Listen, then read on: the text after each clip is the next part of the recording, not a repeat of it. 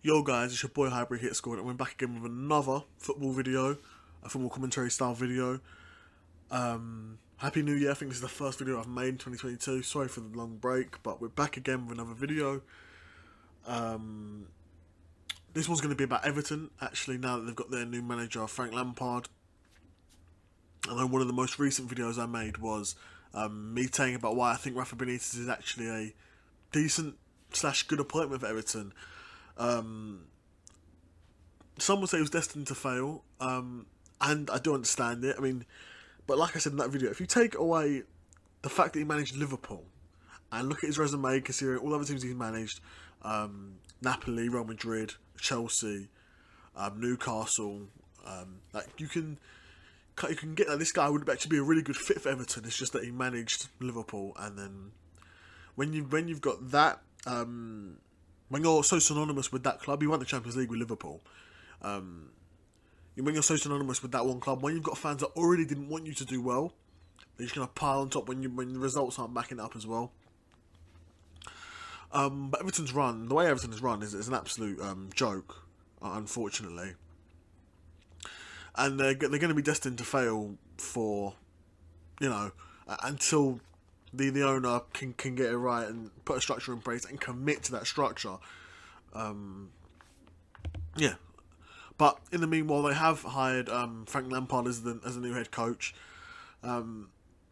He's made, even in the January window, he made a couple of signings, first team signings such as Dele Alli and Donny van de Beek in particular, and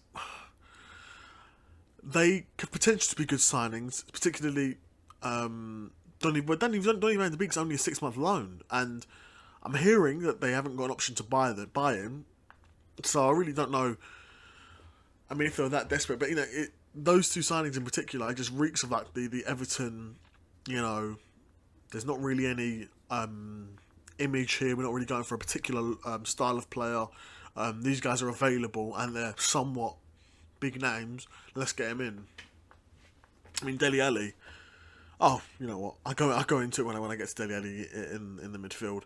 But I think the back four largely remains the same, similar if not the same. We'll have Pickford in goal.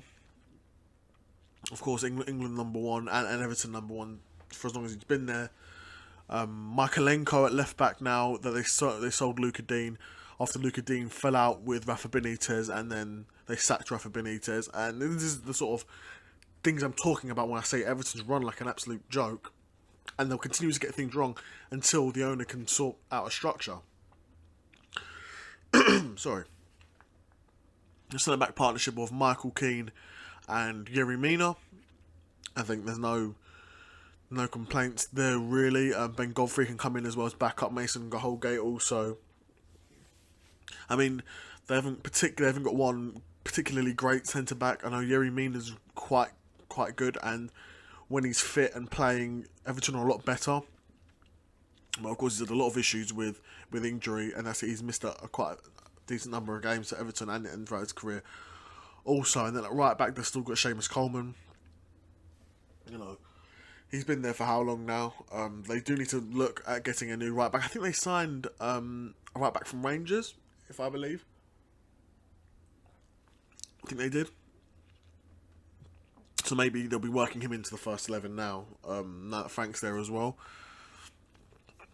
I mean, we then got a midfield three, and then Everton have got a lot of options in the midfield three. To be honest, I didn't have to start Van de Beek and Ali. I have a feeling Frank will because they're his signings now. But we've got a midfield three of Dele Alli, Doucouré and Donny van de Beek. Doucouré's probably hands down been their best midfielder this season. Because he's been a great two-way player, contributing just as much in attack as he contributes in defence, which is quite a lot and impressive to do in a team like Everton, which on the whole have been very poor. Dele Alli next to him, if the fee that is being banded around is true, 40 million, that's an absolutely horrific signing, if I'm being honest. You've just paid 40 million for a player who hasn't had a good game in the better part of 3 to 4 years, or hasn't had a good run in form in a better part of 3 to 4 years. 40 million, it stinks of a James Rodriguez Iwobi vibes, to be honest. It does give me a Rodriguez and Iwobi vibes where, it's just for the money as well. I could see Dele Alli being a decent signing. If they just didn't pay so much money, there wouldn't be as much pressure on him. I could see it almost being a decent signing, but for 40 million, he's probably going to be on a decent whack as well per week. I'd be surprised if it works out, but you never know. Dele Alli, he's a talented player. There's no getting away from it. We've seen moments from him that have been amazing. You can't do that by luck. He's a talented player. Make no mistake about it. But under Spurs, under how many different managers, and none of them. So he had Poch. Poch's last season, he was terrible. Last full season, he was terrible. Going into that, his final tenure as manager, he was terrible as well. Wasn't even making a team. Under Mourinho as well, started off decently, then fell off. Under Nuno as well, hasn't done anything. And then under Conte, he hasn't done anything. He just doesn't do anything. Donny van de Beek, a better signing. It's not even it's a loan. It's a better move because I think Donny van de Beek's got a higher ceiling right now and can contribute more. He's a more well-rounded player and could almost be a bit more what Everton needed at this stage in both of their careers. But ultimately, it's a 6-month loan. Best case scenario is he does a really good job. It goes back to United and continues to perform there. Worst case scenario, he doesn't perform, and then you've just wasted a loan spot, and you're wasting your money. Donny van de Beek, I think he can shine. He hasn't really been given a chance to at United, but he's going to get given a chance at Everton and he needs to step up and take it. He's going to need to, because if he doesn't take this chance here, then what chance has he got at United? Then at left wing, we've got one of Rafa Benitez's success stories, Demarai Gray. Probably Rafa's best signing. A player with blistering pace. Even so, this season has had a decent eye for goal, to be fair. They picked him up for nothing as well. What was it, a couple of million, if that? A really good signing for them. Then up front, and right wing, up front though, I have Calvert-Lewin, who's not long come back from injury. He's been a massive miss for them, I know. It's 100% been a massive miss, and they've been forced to play the likes of Rondon up front, or play, a false nine with Demarai Gray or Demarai Gray or Townsend.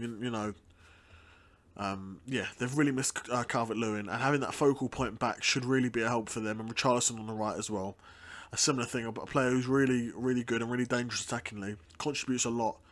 In terms of he's a really well-rounded package. He's quick. He's got a bit of flair on him, a decent eye for goal too.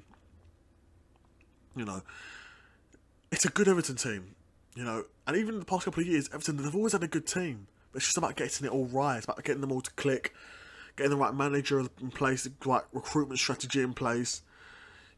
Once you've got that in place, it will all come together because the owners are rich, and if the owners are prepared to continue to spend their money, which ultimately I don't know why they would be. They've spent all this money and have seen absolutely no return on it. I don't know why they'd be continuing to want to spend money, but these rich people, they do what they want to do, They'll continue to spend his money. And if he continues to do his money and back Lampard, this is the sort of team that Lampard could build. I can see him, we've already seen a bit of it, and they've got some young players here. Gray, Calvert-Lewin's not long in the tooth by anything. He's still quite young. Richarlison's quite young. Ali's, he's young-ish, but we'll see. Decore's not young. Van der Beek's on a 6-month loan. Coleman's not young. Mina isn't. Pickford, he's a goalkeeper. He's still got plenty of years left on him. Keane, somewhat. But they've got Godfrey as well, and Holgate, who are young. There's some young players in this team that, and Eric Gordon as well, who I didn't mention. But there's some real options here for Frank, and it'd be really interesting to see how well we can do with this team. But first things first, he needs to keep them up. It's all fun and games getting in this manager who wants to play this style of football and getting in these big name signings, these young players. Stay in the league first, you know that, and that's one of the reasons why I didn't like Frank Lampard as an appointment at Everton. But it's the same thing with Chelsea. You know, he's not an experienced manager. If you're going to hire him, you need to give him time. There's no point in hiring him and then after 6 months sacking him, or after a year sacking him, or after 18 months sacking him. You know, that happened at Chelsea. When you're hiring a manager like Lampard, you almost need to accept that for the next 2 years, they're almost going to be a write-off. I mean, don't expect to compete for the league or anything for the next 2 years because you've got an inexperienced manager. What you're hiring him for is the long term, is for him to build a culture and build a squad in his vision, and the vision that should be, coincide with the owner's vision as well, because the owner is the one who hired him. But time will tell with Frank Lampard. Is he the best option Everton could have got? Definitely not. He's a convenient option because he's already available. And he's desperate to get back into management, so it was definitely a convenient signing, and he's not the worst. Make no mistake about it. They could have hired someone a lot worse, to be fair. But yeah, like I said, time will tell. But that's it from me, guys. If you like this video, make sure to leave a like. If you've got any ideas on what I should do next, what teams I could do next, make sure to leave them in the comment section below. It's been your Hybrid Hit Squad, and I'm out. Peace.